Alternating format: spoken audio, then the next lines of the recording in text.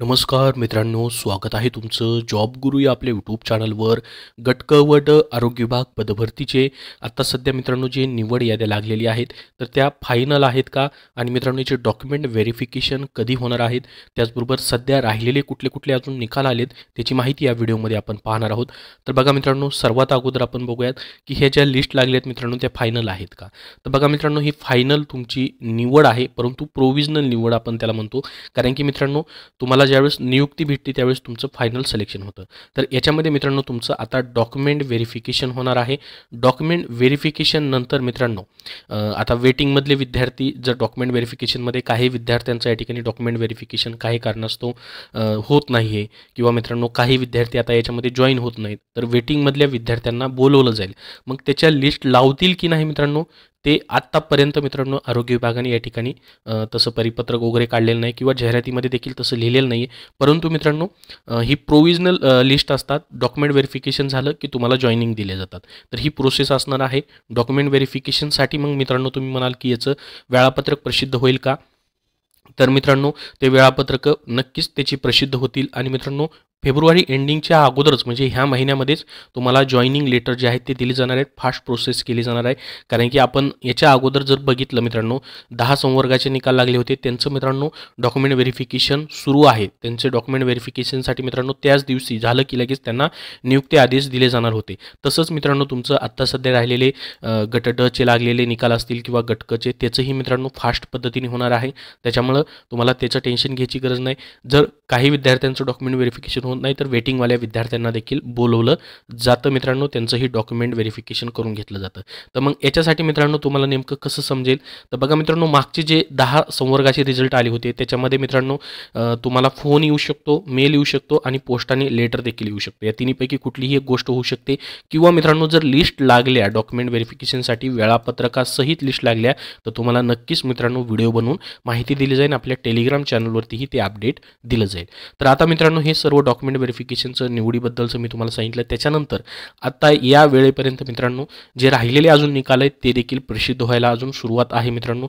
हे निकाल देखील प्रसिद्ध होत आहेत, ज्याच्यामध्ये मित्रांनो बघा अजून राहिलेल्या निकालापैकी लघुलेखक म्हणजे स्टेनोचे निकाल मित्रांनो आलेले आहेत, जसं की ठाणे, नाशिक, त्यानंतर लघुलेखक कोल्हापूर मंडळ, लघुलेखक पुणे, लघुलेखक नागपूर, लघुलेखक छत्रपती संभाजीनगर औरंगाबाद मंडळ, त्यानंतर निम्न श्रेणी लघुलेखक निवड यादी पुणे, पुण्याचे मित्रांनो 3 याद्या आलेल्या आहेत पहा, लघुलेखकची असन आणि निम्न श्रेणी उच्च श्रेणी अशा पद्धतीने मित्रांनो.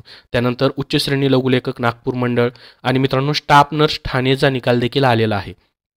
आता स्टाफ नर्स प्रायव्हेट मेल या ठिकाणी पाहू शकता ठाणेचा हा निकाल आहे. बरेच विद्यार्थी कमेंट करून विचारतात की स्टाफ नर्सचे निकाल लागलेत की नाही, तर मित्रांनो स्टाफ नर्सचे ऑलरेडी भरपूर सारे निकाल लागलेले आहेत.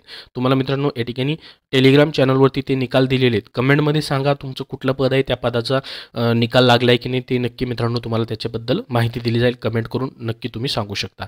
आणि गट ड चं मित्रांनो जे राहिलेले आता जिल्हे आहेत त्यापैकी मित्रांनो यवतमाळ जिल्हा अजून राहिलेला आहे गट ड मधला.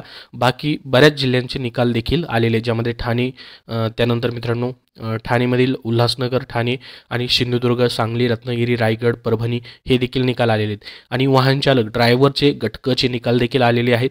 आता गट क मध्ये अजून तुम्ही कमेंट करून सांगा मित्रांनो तुमचे कुठले संवर्गाचे निकाल राहिलेले आहेत. MPWचा राहिला असेल, त्याच्यानंतर मित्रांनो बरेचसे आता निकाल यायला सुरुवात झालेली आहे गट क चे राहिलेले. आणि गट ड चे तर जवळपास सर्व पदांचे म्हणजे सर्व पद जी आहेत, जसं की मित्रांनो गट ड आणि त्यानंतर फवारणी कर्मचारी, इतर उमेदवार कर्मचारी, ते हे सर्व निकाल आलेत. फक्त काही जिल्ह्यांचे म्हणजे यवतमाळ एक जिल्हा असेल तो एक निकाल राहिलेला आहे. तर गट क चे जर आपण बघितलं मित्रांनो तर सध्या लघुलेखक, उच्च श्रेणी, निम्न श्रेणी हे निकाल या ठिकाणी आलेले आहेत मित्रांनो सध्या यावेळेस. आता हे तुम्हाला सर्व PDF फाईल जे आहेत आपल्या टेलिग्राम चॅनलवरती मित्रांनो भेटतील, त्याची लिंक डिस्क्रिप्शन बॉक्समध्ये दिलेली आहे. अजून जे पण निकाल येत राहतील मित्रांनो ते सर्व तुम्हाला टेलिग्रामवरती त्याच्या PDF फाईल भेटून जातील. त्याबद्दल जसे निकाल इथं प्रसिद्ध होतील मित्रांनो तसं तुम्हाला व्हिडिओ बनवून नक्की अपडेट दिलं जाईल. तर बघा स्टेनोचे निकाल लागलेले आहेत अशा पद्धतीने.